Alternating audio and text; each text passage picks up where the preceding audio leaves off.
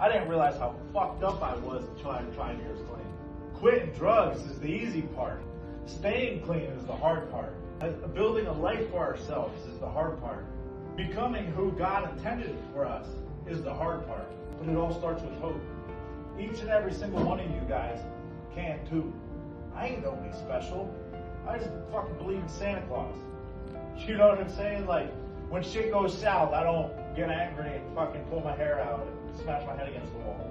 I don't sabotage my life because things didn't go my way. Water on a duck's ass, let it go. You know, God saved my life. God gave me everything that I have today. And when He takes something from me, I just let it go. I'm bipolar. I have borderline personality disorder. I was diagnosed with the fucking explosive disorder bullshit. You know, I have OCD, depression, post-traumatic stress disorder. You know, I got all these excuses, all these reasons why I can't. I was telling Tyson today, you know, I was diagnosed with a disease called Hashimoto's. It's a thyroid disease that tells me I'm tired, lethargic, and I can't grow muscle, and I'm extremely unmotivated. Would you believe that? Right. Because I was always taught, we got to let go of some things in order for new things to come. We can't have everything and then they continue to get more. Sometimes we got to let some things go. We got to open some doors. So, you know, we got to close some doors so other doors can open. You know? Anytime that I'm like, what am I going to do? My girlfriend breaks up with me. My job fires me. I crash a car. Like I said, this is the second time I crashed my car, and it seems like every time I'm just like in that moment. I remember the first time I ever crashed my car, right? I was doing like 40 mile an hour on an icy road, and I spin and I look back at this telephone pole, and I remember thinking, all right, God, I guess it's time to get a new car.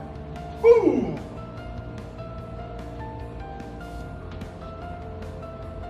But mind you that I had been working towards improving my credit score. And I had been working towards trying to save up money because I really wanted a motorcycle. But I knew that I couldn't afford a new car and a motorcycle while still having this car. And this was a conversation that I was having with myself. So God totaled my car, right? And then within that same week, I went down to the bank to check my credit score to see if I could get a loan for $5,000.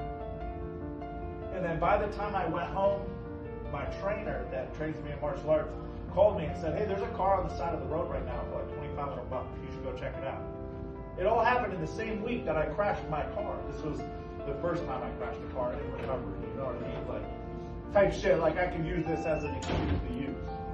So I go buy the car for $2,500 and I still have $2,500. So I'm sitting on Facebook Marketplace and sure as shit, I find the motorcycle that I've been looking for $2,500. Here I have a car and I want a motorcycle and I don't know how to get it and I'm praying, right? And God's like, all right, we'll just smack you into a telephone pole.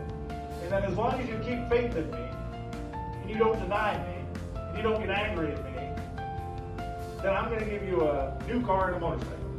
I'll give you what you want, just continue to believe in me. And it's happened 30 times over the past 8 years. And all I needed was some hope that I too could be living a life worth living. You know, because coming from where I come from, people like me don't get there. And for some motherfucking reason,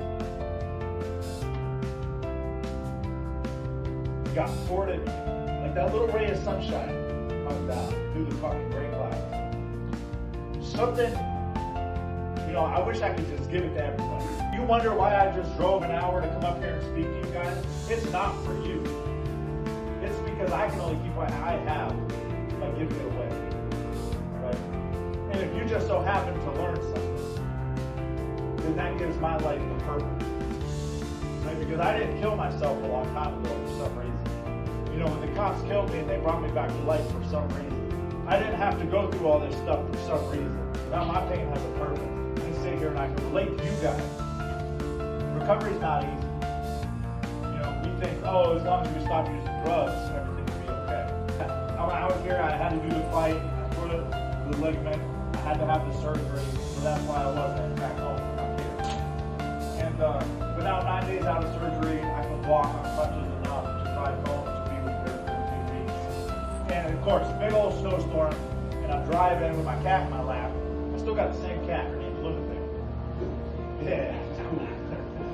And I'm driving, and boom, bad snowstorm. Boom, I smacked the guardrail like 4 times, back and forth. Totaled the car, front end, back end. We're all smashed in. The whole car's totaled. Windows all smashed out. It's like 10 degrees. It's 2 o'clock in the morning, and I'm sitting there freezing, with my cat, just keeping me warm. And so whatever, I make some phone calls, blah, blah, blah. I ended up getting back to my destination. It all worked out, get home, and I put a little post out on Facebook like, man, I don't know what I'm going to do. I started a GoFundMe to try to, raise a little bit of money and try to go get a new car or whatever. And Crucified Lifestyle, man, they reach out to me and they're like, anyway, never going to believe this. Oh man, Tyson, he was like, man, you just totaled your car in almost the same day. My buddy called me and he says, hey, we got a car we want to donate to a family in need. I'm like, you gotta be shit. Like, I don't know you from a freaking can of paint. You came to the surgery, you helped me out, and I just totaled my car, and now all of a sudden, and mind you, this is the second time I totaled my car, right? Where everything just freaking worked out.